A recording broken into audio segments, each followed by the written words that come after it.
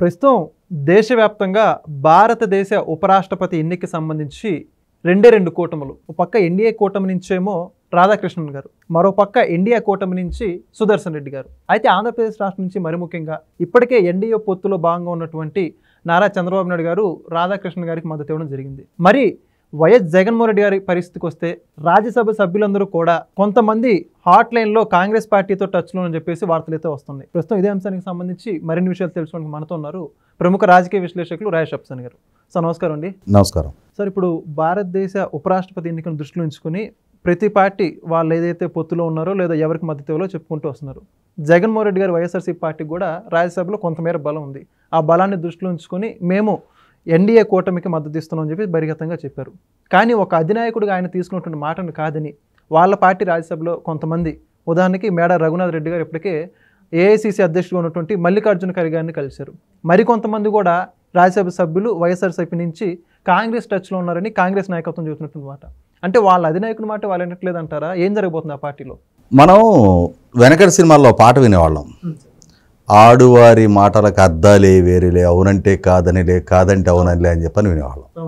కానీ గత కొన్ని సంవత్సరాల్లో ఆంధ్రప్రదేశ్ ప్రజానీకానికి నిర్ధారణ అయింది ఏంటి అంటే, జగన్మోహన్ రెడ్డి మాటలకు అద్దాలే వేరులే, అవునంటే కాదనిలే, కాదంటే అవుననిలే అని. ఓకే.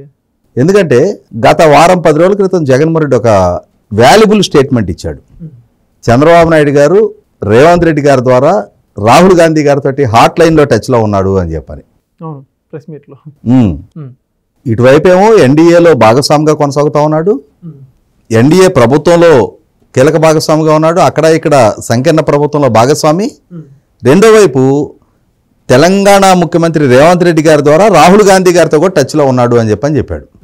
ఇక్కడ మనకి అంటే చంద్రబాబు నాయుడు గారి గురించి ఏదైతే ఆపాదించాడో ఇవాళ అదే నిజమని నిర్ధారణ అవుతుంది కదా. ఇవాళ వైసీపీ పార్టీకి 4 లోక్సభ సభ్యులు, 7 రాజ్యసభ సభ్యులు ఉన్నారు. ఈ 4 లోక్సభ సభ్యుల్లో ఒక ఆయనేమో మద్యం కేసులో అరెస్ట్ అయ్యి జైల్లో ఉన్నాడు, ఇంకొక ఆయనేమో హత్య కేసులో బెయిల్ మీద ఉన్నాడు. అంటే ఇవాళ పార్టీ అధినేత జగన్మోహన్ రెడ్డి గారి మీద 11 సిబిఐ ఎన్ఫోర్స్మెంట్ కట్టల కొద్దీ కేసులు ఉన్నాయి. ఇప్పుడు తెగిచ్చి కేంద్ర ప్రభుత్వంతో కలబడి కొట్లాడే స్టేజ్లో జగన్మోహన్ రెడ్డి ఉన్నాడా? ఇవాళ కేంద్ర విచారణ సంస్థల దయా దాక్షిణ్యాల మీద ఆయన రోజువారీ బతుకు తెల్లారుతుంది.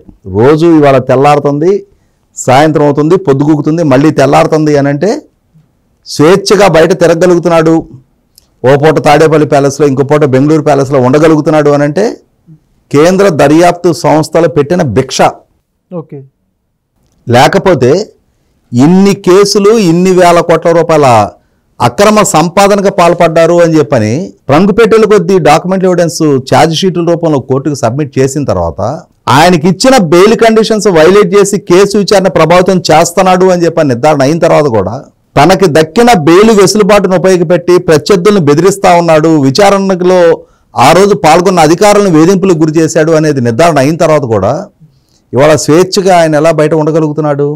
కాబట్టి ఆ కేంద్ర దర్యాప్తు సంస్థల భిక్షని తెడగొట్టుకోలేని ఒక దుస్థితి అయింది. అంటే వాళ్ళ కేంద్రంలో ఆ రోజు ప్రణబ్ ముఖర్జీ గారిని నిలబెట్టిన కాంగ్రెస్ పార్టీ అధికారంలో ఉన్న, రామ్నాథ్ కోవింద్ గారిని నిలబెట్టిన నరేంద్ర మోడీ గారి అధికారంలో ఉన్న, ఇవాళ ద్రౌపది ముర్ము గారిని నిలబెట్టిన నరేంద్ర మోడీ గారి అధికారంలో ఉన్న, ఇప్పుడు రాధాకృష్ణన్ గారిని నిలబెట్టిన నరేంద్ర మోడీ గారి అధికారంలో ఉన్న, వాళ్ళ వంక సూటిగా స్పష్టంగా వాళ్ళ కళ్ళల్లోకి చూసి మాట్లాడలేని నిస్సహాయ స్థితి అయింది.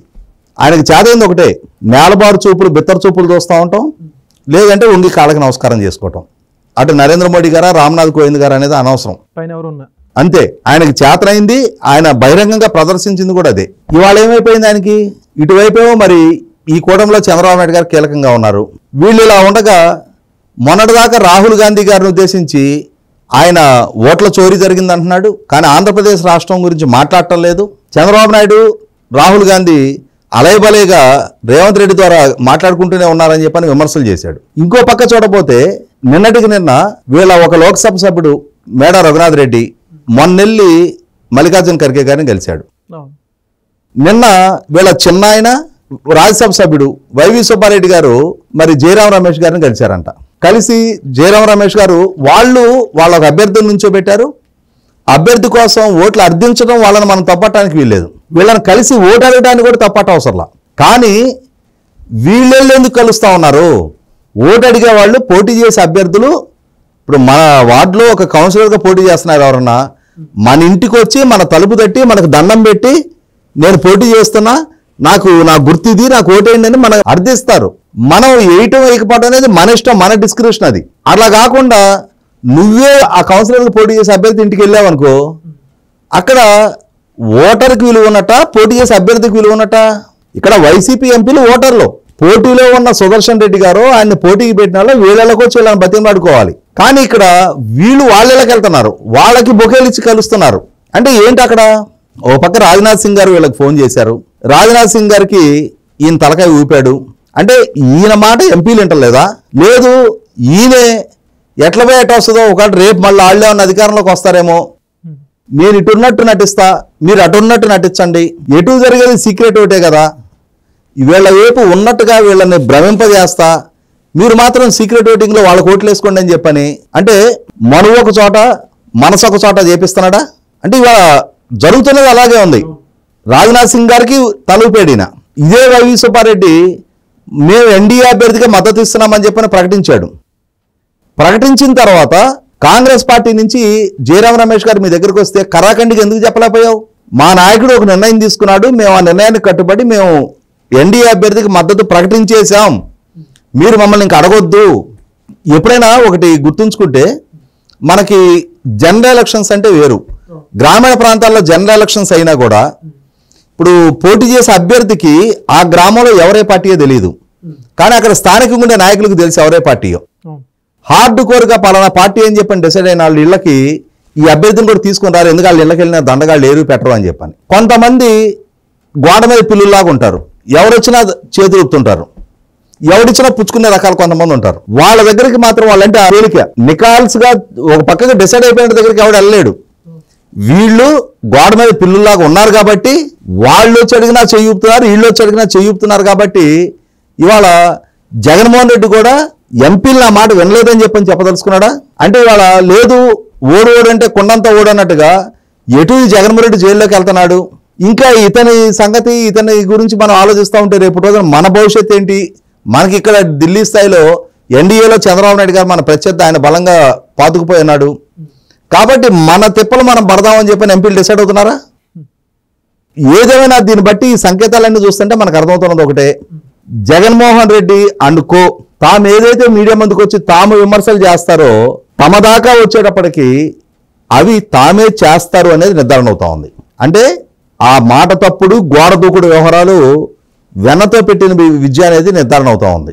ఇవాళే కాదు, ఇటలీ ఆధిపత్యానికి కడప పౌరుషానికి మధ్య పోటీ అని చెప్పని ఆ రోజుల్లో కడప ఉప ఎన్నికలప్పుడు బెంకారు పోయి సోనియా గాంధీ గారిని నిలబెట్టిన ప్రణబ్ ముఖర్జీకి జైలు నుంచి వచ్చి మరీ ఓటేశాడు.